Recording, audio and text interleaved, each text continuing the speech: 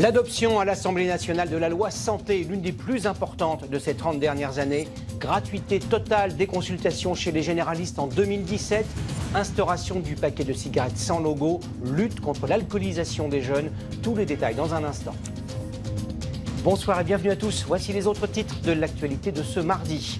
L'explosion des impôts locaux en 2015, la baisse de la dotation de l'État n'est pas seule en cause. L'augmentation massive des effectifs dans les municipalités depuis 10 ans explique aussi cette impasse budgétaire. Les progrès fulgurants de la science au service des enquêtes criminelles, de nouvelles analyses génétiques permettent désormais à partir d'un cheveu ou de salive de déterminer la couleur des yeux et de la peau ainsi que la forme du visage. Une enquête passionnante à suivre dans ce journal. Et également dans ce journal, notre série du 20h. Depuis septembre dernier, nous suivons la scolarité de jeunes athlètes de haut niveau qui préparent le baccalauréat. Longue journée entre mathématiques et musculation. Enfin, vous verrez à quoi ressembleront les futures salles de spectacle géantes qui sortent actuellement de terre.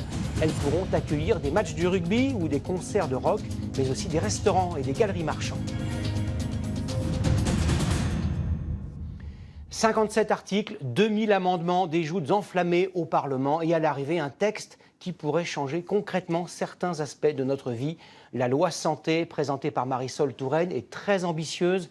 Elle comporte de multiples chapitres sur le tabagisme, l'anorexie, les dons d'organes et on l'a dit, le tiers payant généralisé. Résumé des principales dispositions avec Marc de Chevigny. Merci beaucoup. Ne plus avancer d'argent chez le médecin, c'était une promesse de campagne de François Hollande. Et c'est encore une promesse de cette loi de santé pour un accès aux soins simplifié. Le tiers payant doit en effet être généralisé d'ici 2017. En clair, le patient ne paie plus chez le médecin, c'est au médecin de se faire payer par la Sécu ou les mutuelles. Une mesure encore contestée, sa mise en œuvre sera sans doute délicate.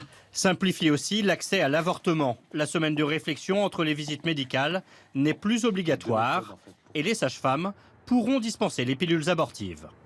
Les députés ouvrent aussi pour 6 ans l'expérimentation des salles de shoot pour permettre une meilleure prise en charge des toxicomanes. Autre cible de la loi, le tabac, combattu par de nouvelles mesures. Les paquets de cigarettes deviennent neutres, comprenez 100 marques, ne resteront sur les paquets que les messages de santé et les illustrations choc. Il sera interdit de fumer en voiture avec un mineur à bord, proscrite également la publicité pour les cigarettes électroniques. On ne pourra d'ailleurs plus vapoter dans les espaces partagés. La loi veut aussi mieux protéger les consommateurs. Le bisphénol A, un perturbateur endocrinien déjà interdit pour les biberons, sera également exclu du rayon jouets. Un droit à l'oubli est créé pour les anciens malades du cancer. Le but, lutter contre les discriminations auprès des banques ou des assurances. Le texte propose aussi des sanctions contre l'incitation à la maigreur excessive. Un indice de masse corporelle minimale est imposé aux mannequins. Enfin, la loi encadre plus strictement l'usage des cabines de bronzage, accusées de favoriser les cancers de la peau. Et parmi les mesures âprement débattues dans l'hémicycle, l'exploitation plus large de données qui concernent notre santé. Aujourd'hui, elles sont détenues par l'assurance maladie et les hôpitaux, contrairement à ce qui se pratique dans d'autres pays.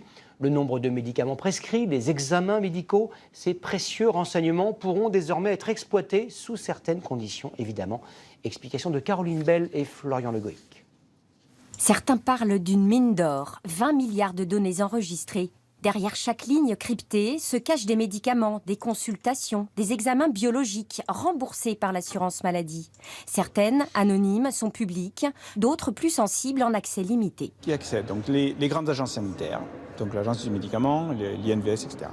Les chercheurs, à travers des projets d'études qu'ils vont proposer et qui vont être approuvés et autorisés par la CNIL, ils accèdent à ces données. Mais pas les associations de consommateurs. Pour établir cette carte de France des tarifs des médecins, UFC Que Choisir a déboursé 20 000 € pour recouper des informations.